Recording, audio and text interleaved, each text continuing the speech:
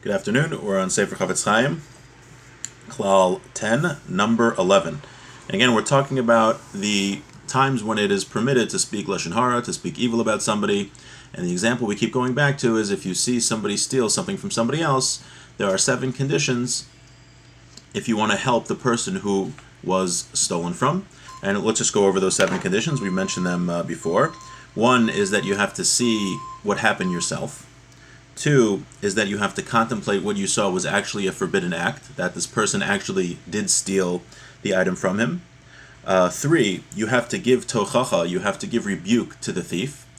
You have to confront him first. Now, refer to the last classes where we discussed, the Chavetz Chaim discussed, if you know that he's the type of person that definitely won't listen to you. But if you don't know that, then you have to go to him directly first. Number 4 is you can't exaggerate. Number 5 is your intent has to be letoelis. It has to be for a purpose and not your own hana. It can't be that you happen to hate the thief, so now you finally got a chance to speak badly about him and you're really enjoying it. We're actually going to be touching on that halacha today.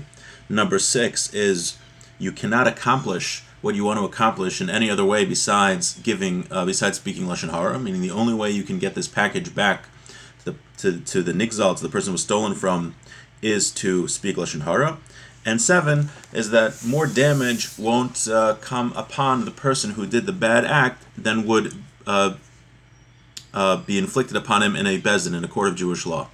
So if for some reason that if by you speaking Lashon Harah something, someone's going to murder him or something, then obviously you can't speak the Lashon Harah even if you have the other 6 conditions. Now, one of the conditions we said is that your kavanah, your intent, has to be letoelis. It has to be that the reason I'm speaking these evil words is because I want to help the person who was injured, or perhaps your intent is that I want people not to follow this evil man, meaning this guy goes around stealing from people, and you want people that they should know that he's a thief, so that people don't learn from his ways and they stay away from him. Or maybe by this type of person, that if you speak evil about him and if you denigrate him publicly, he'll do tshuva, he'll repent from his evil ways. So all of those are considered letoelis. They are reasons for a purpose. It's a constructive purpose. There's a constructive reason why you are speaking the Lashon Harah, why you are speaking the evil words, and it's not just for your own enjoyment. Now, what if we've been discussing until now? Oh, and just to add to that, if you happen to, let's say our situation, you see this Ruvain stole a package from Shimon, and you happen to hate Ruvain also.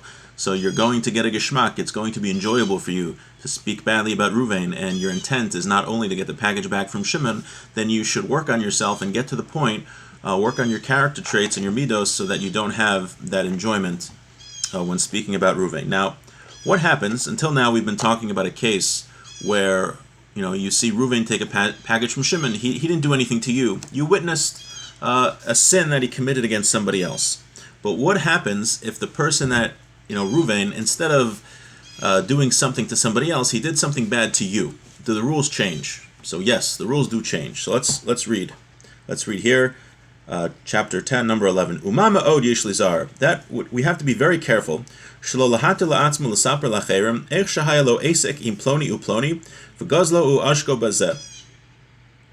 He says we have to be very careful not to speak to others about how somebody stole from us or cheated us, ubezeh ha'ofen o shechirfo o tziaru, or similar things, or they embarrassed us and said bad things about us, or they caused us pain, ubaishu, or they embarrassed us, v'chol kagavn, or anything similar. And even if you know you're telling the truth, and even if you have all of the other 6 conditions,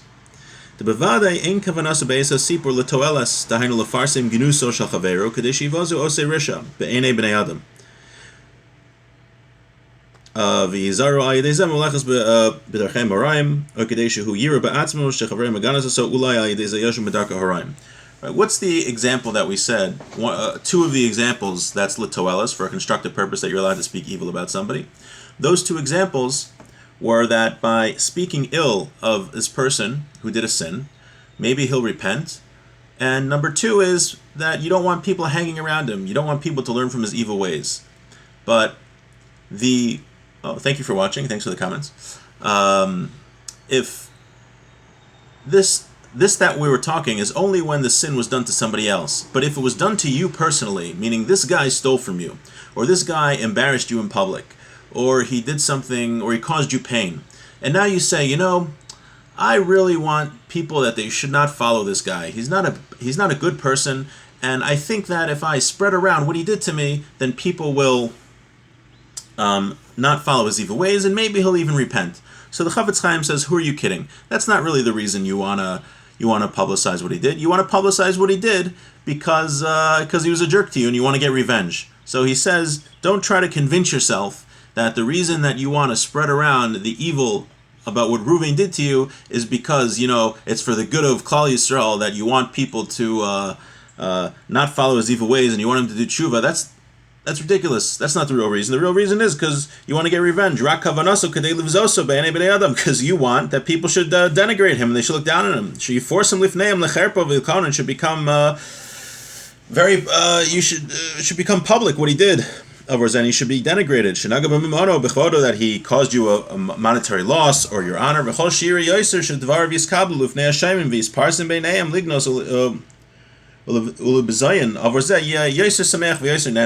he says, and you know that the more that this guy, gets denigrated and that people are speaking bad about him, it's more geschmack for you because you're getting revenge and you're happy.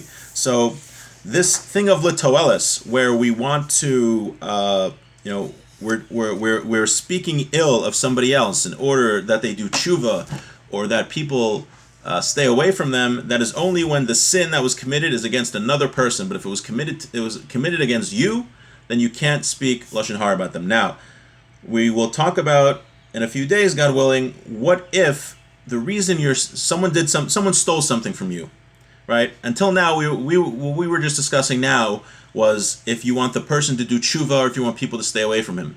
But what if by you speaking Lashon Harah, you could get your object back that he stole? Is that going to be different? So that we will, God willing, talk about in a few days. But this that we learned, again, the halacha is if someone did a sin to you and you want to speak Lashon Harah so people stay away from him or he does tshuva, totally forbidden, because who are you kidding?